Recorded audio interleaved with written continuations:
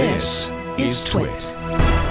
When I was studying computer science at University of Cincinnati, I was an Amiga geek and got a little bit into the video toaster. And there was my first job out of the university was for a company called Digital Processing Systems that made add-on cards for personal computers. The first one to go along with the video toaster to provide what's called a time-based corrector. And then they made this other card, which worked with the 3D software Lightwave that came with the toaster, had a video output port and a dedicated SCSI controller on it, and every frame that would get recorded would be written onto that hard drive, and then when the animation was done, it would take hours to render, to ray trace. Then you could just play it out at full broadcast quality and motion. And then they coupled those together to make one of the earliest digital video recorders. And if you look behind me, you can see this box perception. Oops, the other way. VR. That was one of their first cards for the DOS and Windows PCs, and it worked with Premiere, among some other NLEs as well. So that's my story. Great. That's how I kind of got into all this. Yeah. So we're here specifically to talk about Shotcut and its history. Right. I understand something, a core of it was called MLT. Can you describe what that is and then tell how that developed into Shotcut? MLT is a multimedia authoring and processing framework. So it provides both an object model API for creating a time-based multimedia composition and manipulating it, and then serializing it out to XML and deserializing it back in.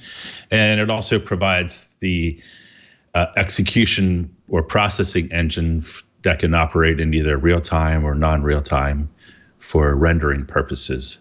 So it can be used for playout as well for rendering and encoding. So this is like the brain of Shotcut. We call it. Yeah, I basically tell people it's the engine of Shotcut and other video editors as well. But it was originally developed for what's called a broadcast video playout server under a 6-month contract back in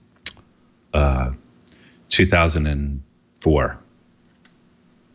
The winter of 2004, basically. Yeah.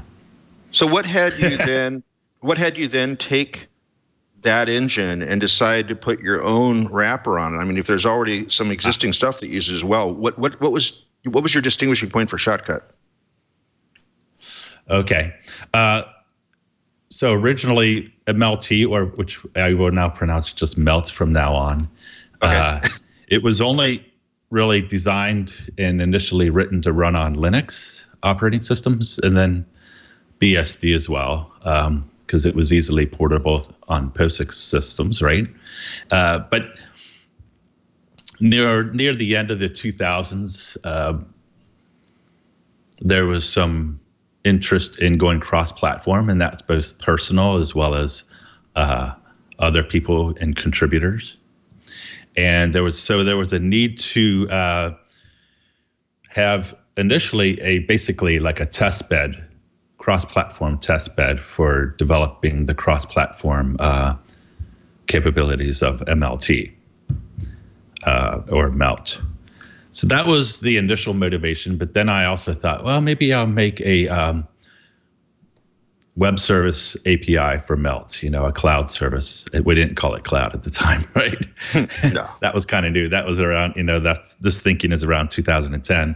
But I also wanted a way that people who were writing, authoring MLT XML, that they could preview the results cross-platform, even including rendering, encoding settings and stuff like that, before having to actually turn to a service and wait for that turnaround time to get, to type in some XML. If you remember, programming on mainframes, you'd have to submit a job and wait for it to come back and get your result. So I didn't want to like have that. I wanted to provide some kind of tool cross-platform because a lot of developers I knew would be on Windows and Mac OS.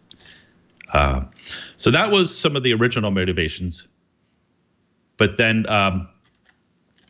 Qt 5 came out shortly thereafter, and so I needed a way to upgrade the Melt component that uses Qt to work with Qt 5 cross-platform. There was also some new UI technologies in Qt 5 that I was interested in and exploring, and decided to go through Shotcut. And there's also I had become a cross-platform person myself, and really valued a lot these free software solutions in different categories, like audio editing, you have Audacity, GIMP for image editing, and so on and so forth. There's like, in every category, there's like a free software killer application. But there wasn't really for multi-track video editing. So I wanted to establish something there.